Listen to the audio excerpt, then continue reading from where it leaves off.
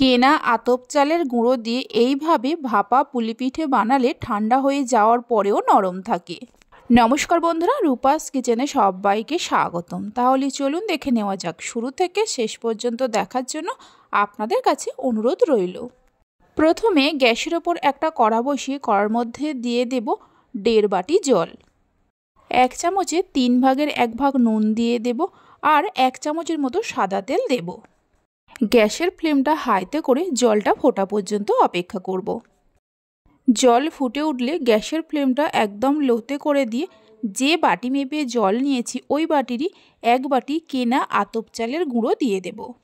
1 বাটি চালের গুঁড়োর জন্য 1.5 বাটি জল দিতে হবে, তাহলেই দেখবেন পিঠেগুলো ঠান্ডা হয়ে যাওয়ার পরেও নরম তুলতুলে থাকবে। লো ফ্লেমে চালের গুঁড়োটা জলের সঙ্গে মিশিয়ে নিয়ে গ্যাসের ফ্লেমটা বন্ধ করে দিয়ে ঢাকা দিয়ে 8 থেকে 10 মিনিটের জন্য রেখে দেব। ততক্ষণে নারকেলের পুরটা তৈরি করে নেব।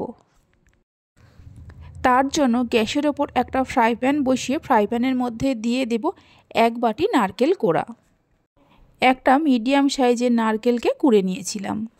যে বাটি মেপে নারকেল কোড়া নিয়েছি ওই বাটির হাফ বাটির থেকে একটু বেশি খেজুর গুড় বা নলেন গুড় দিয়ে দেব।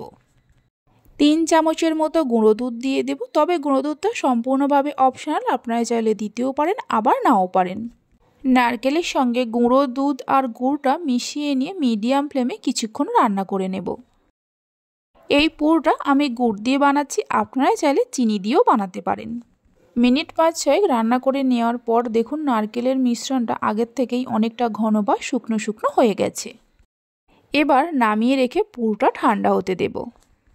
10 মিনিট পর ঢাকা খুলে চালের গুঁড়োটাকে মেখে নিয়ে একটা ডো তৈরি করে নেব। আমি কড়ার মধ্যে মেখে নিচ্ছি, আপনারা চাইলে অন্য যে কোনো পাত্রের মধ্যে তুলে নিয়েও মেখে নিতে পারেন। হালকা গরম থাকতে থাকতেই মেখে নিতে হবে। ভালো করে মেখে নেওয়ার পর একটা থালার মধ্যে তুলে নেব। এবার এই ডো থেকে ছোট করে লেচি কেটে নিয়ে হাতের মধ্যে প্রথমে পাকিয়ে গোল করে একটু চ্যাপ্টা করে নেব। তারপর ময়দা বা চালের গুঁড়োর মধ্যে কোট করে একটা বাটির শেপ দিয়ে নিতে হবে। পিঠেগুলো আপনারা যেমন সাইজের বানাবেন সেই মতো লেচি কেটে নেবেন। বাটির শেপ দিয়ে নেওয়ার পর এর মাঝখানে কিছুটা করে নারকেলের পুর দিয়ে দেব। পুরটা দেওয়ার পর ভালো করে চেপে চেপে আটকে দিতে হবে, তা না হলে ভাপানোর সময় খুলে যেতে পারে। ভালো করে আটকে দেওয়ার পর এইভাবে করে একটু মুড়ে নেব। আপনারা চাইলে নিজেদের পছন্দ মতো যে কোনো ডিজাইনের করতে পারেন। দেখুন ঠিক এই রকমভাবে পিঠেগুলোকে তৈরি করে নেব। কেনা আতপ চালের গুঁড়ো দিয়ে এইভাবে ভাপা পুলি পিঠের রেসিপিটা বাড়িতে বানিয়ে দেখতে পারেন। বাড়িতে বানালে খেয়ে আপনাদের কেমন লাগলো অবশ্যই আমাকে কমেন্ট করে জানাবেন।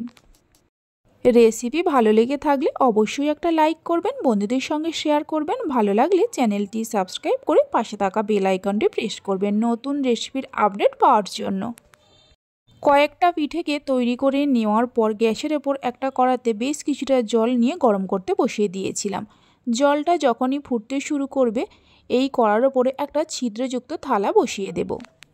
থালার মধ্যে কয়েকটা পিঠেকে দেওয়ার পর হাই ফ্লেমে ঢাকা দিয়ে 10 থেকে 12 মিনিট সময়ের জন্য ভাপিয়ে নেব। 12 মিনিট পর ঢাকা খুলে দেখাচ্ছি, দেখুন পিঠেগুলো তৈরি হয়ে গেছে। গ্যাসের ফ্লেমটা বন্ধ করে দিতে হবে। এবার পিঠের ওপরে এইভাবে করে অল্প করে জল দিয়ে দেব, তাহলে পিঠেগুলো থালার মধ্যে আর আটকে থাকবে না। একটা একটা করে পিঠে প্লেটের মধ্যে তুলে নিয়ে রেখে দেব। বাকি যে পিঠেগুলো আছে এইভাবে ভাপিয়ে নেব। দেখুন পিঠেগুলো কত সুন্দর হয়েছে।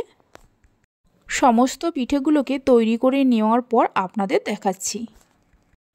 পিঠেগুলো তৈরি হয়ে যাওয়ার পর একটা পিঠেকে আমি ভেঙে নিয়েও দেখিয়ে দিচ্ছি, দেখুন কতটা নরম হয়েছে। তাহলে চলুন ভিডিওটা আমি এখানেই শেষ করছি। আপনারা সবাই ভালো থাকবেন, সুস্থ থাকবেন। ধন্যবাদ।